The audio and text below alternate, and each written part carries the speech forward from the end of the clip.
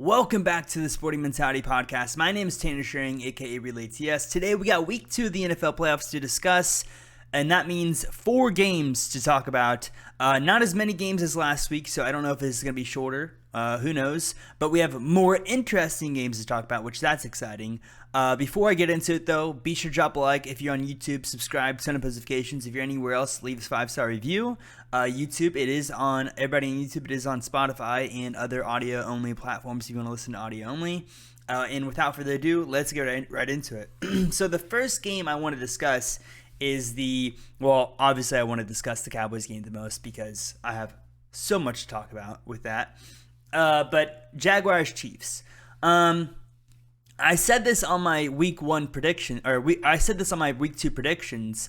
I said that if the Jaguars can, if Trevor Lawrence plays out of his mind and this, that, and the other, the Jaguars could potentially pull this off. And it was a closer game than most people thought it was going to be. Most people thought the Chiefs were going to run out of this game, winning 38-14 or whatever. And the Jaguars held their own. And I'm super excited for that team. Obviously, they're in my Colts' division, so I'm obviously nervous as well. But I think the Jaguars have a very bright future. I think they played well. They definitely overperformed this year, and they should have nothing to be, sad about or whatever, or disappointed about. They have a franchise QB. They're gonna have, Calvin Ridley next year, and that team's gonna look a lot better. I think they can make a run next year if if they play anything like they did in the last 4 weeks of this season. But also the Chiefs. So Patrick Mahomes, he had high ankle sprain, went out. Chad Henne came in, I believe that's his name, and held his own. And then Patrick Mahomes came back in, obviously. And I'm nervous about that, though. I'm very nervous about that. We are not going to have 100% Patrick Mahomes versus the Bengals. We are not going to have that. Because a high ankle sprain is nothing to mess about. I know he'll probably shoot it up or whatever and numb it, but his mobility is not going to be anywhere near where it usually is. And that scares me a lot because Patrick Mahomes obviously carries the Chiefs team. Without Patrick Mahomes, they're not where they are today. And they're facing a wonderful Bengals team that is on a roll and has a very high momentum going into this next game. So that scares me. The Chiefs versus the Bengals. I think the Bengals could 100% pull that off if Patrick Mahomes is not feeling, even up to 85%, 90%. I feel like if they want to secure this win, I feel like Patrick Mahomes needs to at least feel 90%. And if he gets that, if one wrong, he could one wrong move with a high ankle sprain, and it will feel like he broke his foot. That's how bad it hurts. And if the Bengals, if he messes up one move and then they have to put in Chad Henne, I don't know. If I'm a Chiefs fan, I'm very nervous about that Cincinnati Bengals matchup. I know for a fact that the Chiefs are cheering for the Bills to win that game because the Bills would be a much easier matchup. They would only have one person to worry about in the entire team, and that is Josh Allen. But unfortunately, they have to face Joe Burrow, who doesn't make mistakes, who is a smart decision maker, and who is one of the best quarterbacks in the NFL. In my opinion, he's the number 2 quarterback in the NFL, at least as of right now. So yeah, I'm very nervous for the Cincinnati Bengals versus Chiefs game. For the Chiefs, I think the Bengals would pull that off if Patrick Mahomes is not 100% or 90%, whatever. If he's not mobile at all. And as for the Jaguars, like I said, they have a bright future. Moving on to Giants versus Eagles. Oh man, oh man, oh man. I'm not a Giants fan, but I like Daniel Jones, and I was cheering for the Giants because of the underdog, and I don't like the Eagles. And this just hit me in the heart. This just hit me in the heart. It just stabbed me in the heart, twisted the knife, pulled it out. It was kind of a heartbreaking loss. The Giants just got completely obliterated. Did not even stand a chance from the moment the game started. I do think the Giants team has a future because it seems like they have an identity with Dable as their coach, and it seems like Daniel Jones is heading in the right direction. So if they could upgrade their wide receiver core, upgrade their offensive line, and fill in those gaps, I think this team could make a run similar to the Jaguars next season. I wish they would have held their own, but obviously the Eagles just played fantastic. Their team is beyond stacked. I think the Eagles probably have the most stacked team in the NFL, honestly. If you go all the way around their team. I mean, maybe the Chiefs, but their secondary, their offensive line, their wide receivers, everything about. There's not really a weak point in the Eagles on the Eagles team, and that's why Jalen Hurts thrives so much. He's obviously good in himself, but like you add all the other pieces around him, and this guy is in MVP conversations. You know what I'm saying? Right now, Jalen Hurts, I believe, is 6 or 7 on my QB list. Depending on how far he takes the Eagles, he might move up into the top 5 for me. If he takes him to the Super Bowl, he'll probably move up in the top 5 for me. So yeah, Eagles obviously could be Super Bowl contenders this year. Giants, better luck next year. I will be cheering for you if the Colts do not make the playoffs. Bengals, Bills. I called this. This is the first thing I called in my podcast. I said that the Bengals are going to beat the Bills, and I don't think the Bills really stand a chance. Just because Josh Allen kept declining. But like, this wasn't really Josh Allen's fault this time. He didn't throw any interceptions. It was just a bad play calling game by Sean McDermott, the Bills head coach. I mean, they were throwing 30-yard bombs on the sideline in a snowstorm. You're looking up into pure like light. It's just white. It's just light white. Like, just you're staring up into, you're getting blinded, and you're trying to catch a ball sprinting down the sideline 30 yards. Like, what do you? That was just, and then the Bengals, on the other hand, were doing short, nice passes. Burrow was making, smart throws, smart decisions. Their run game was good. It was a blowout from the beginning. It felt like it was a game that was like 40-10, but it ended up just being 27-10. I think the Bills are going to have to blow up that team. I think they have to get a new run game. I think they have to work on their offensive line for the first time in 6 years. They haven't had a good offensive line ever since Josh Allen has been there. I don't know how it's still that bad. I still feel like, the defense could use some work as well. They have a few good players here and there, but yeah, I think. And Trayvon Edmonds, like Jordan Poyer, they're going to be free agents, so they have a lot of work to do. And I also believe that coaching position should be talked about. I mean, Sean Payton is on the board right now. He's probably going to sign with go to the Broncos. But if they wanted to fire Sean McDermott right now, I believe that Sean Payton would be very inclined to go to Buffalo and coach that team. So that's just something to think about, because Sean McDermott, obviously, he's been there for 6 years and hasn't really done much with the team. Hasn't really done much with a superstar quarterback in Josh Allen. And I'm nervous for that Bills team, but like I said with the Bengals, I think they could beat the Chiefs. I think we could very well see Joe Burrow be a Super Bowl champion this year, without a doubt. So yeah, that's my thoughts on that game.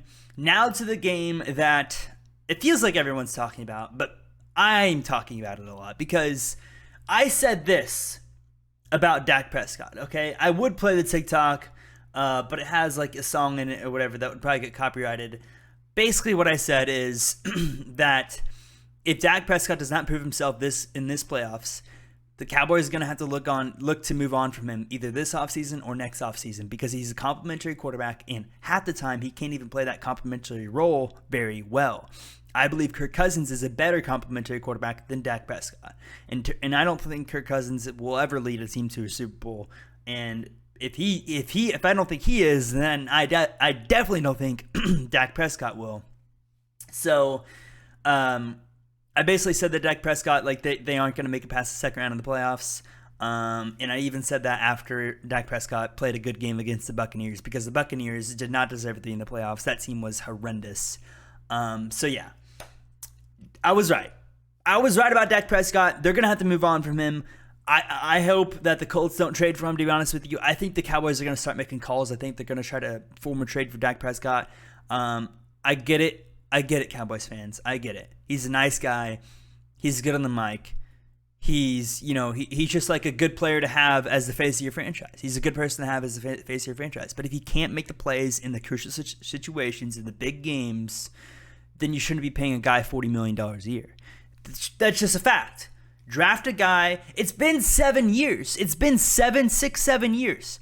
When are you going to let go of, maybe next year Dak is going to finally kick it in gear. He's finally going to be clutch. No, it's been 6. He's 30 years old. When are you guys going to give up on the fact that Dak Prescott does not have what it takes to be a playoff quarterback, a Super Bowl contender? He has a great team around him, a great coach. at least a good coach, and he can't do nothing with it. So, man, oh man, oh man, they had to move on from Dak Prescott. If I'm Dak Prescott, and if I'm a team looking for a quarterback and I'm considering Dak Prescott, my team would have to be like a San Francisco 49ers situation where they have all the pieces that you would possibly need to be successful. And then maybe Dak Prescott can make a run to the Super Bowl. But if you're going to put him on like the Jets or the Colts or, the Commanders, anything like that, what are you doing? You're wasting years. You're wasting years at that point. So I don't know. If I don't know where Dak Prescott would go and be successful, to be honest with you. I have no idea. Maybe with the right coach. I was right though. I was right about the Cowboys, and I feel sorry for you Cowboys fans because you've been through the same crap the last 6 years and you're still delusional. Hopefully you can get over that delusion though after yesterday's game. Even the Cowboys Twitter account called out Dak Prescott. Like, what is going on? Like, how are you guys still holding on to hope with this guy? It's fine though. It's fine. As for the 49ers, they're going to face the Eagles, which scares me a lot for Brock Purdy. He played well against the Cowboys defense. That isn't saying a lot considering where he's going to play, right? If Brock Purdy can't be a genuinely great quarterback in the NFL, not just a surprisingly good rookie. He needs to be like a great quarterback in the NFL. He needs to play like a great quarterback in the NFL versus the Eagles. If he doesn't play like that, they don't stand a chance. The Eagles are too stacked.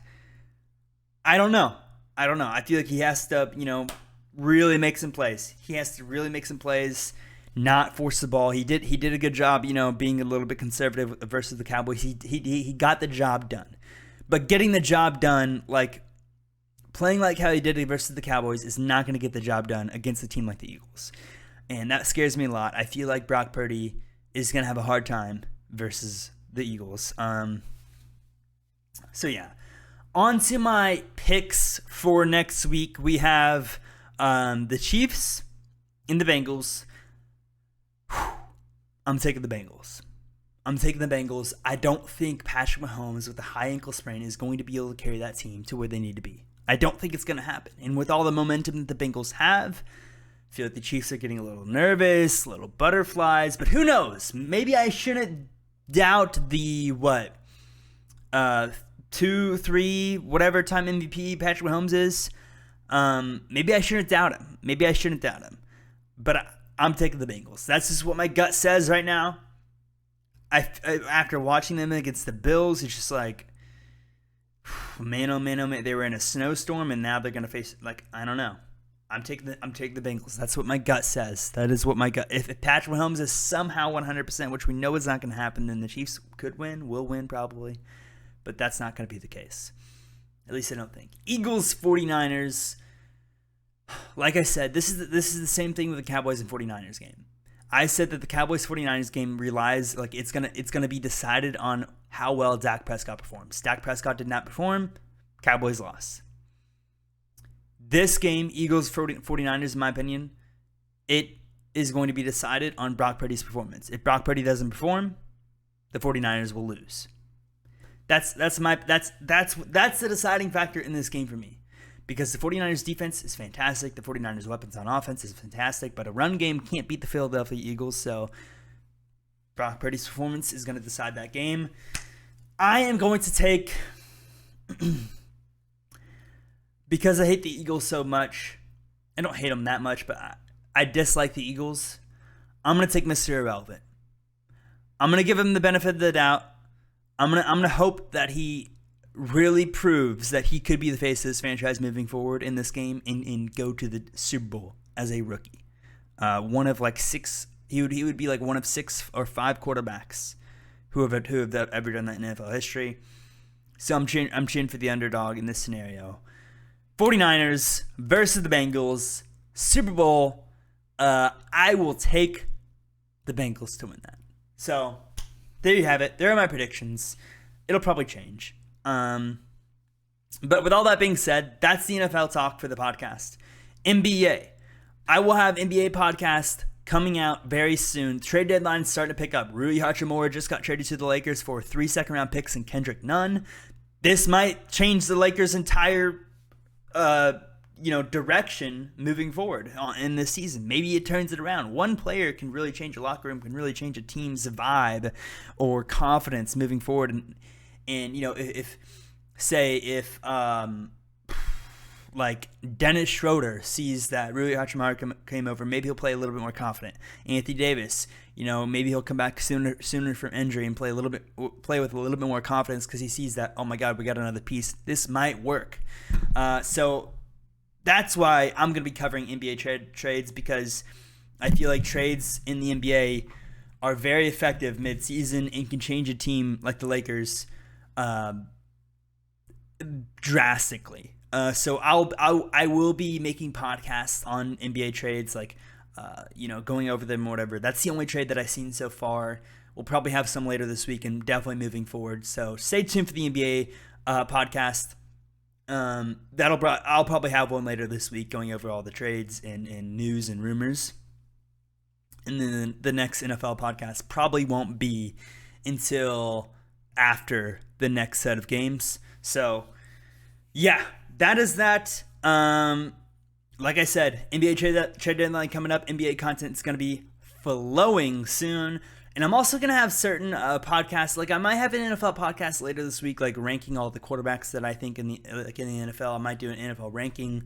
Like I could do a whole podcast ranking NFL quarterbacks, ranking NFL running backs, ranking NBA plays. I could do a whole podcast doing that. So if you want to see that, drop a comment down below on what you would want to see.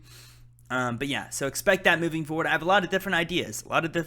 I'm expecting to post a minimum of once a week on this channel, sometimes twice a week. Who knows? I'm not going to push it though. I'm not going to go crazy with it because then I won't be consistent. So once a week is my goal right now. I am traveling a lot though over the next 2 months, so one of those weeks might get eliminated, but hopefully I'll be able to stack them up and still get out one a week.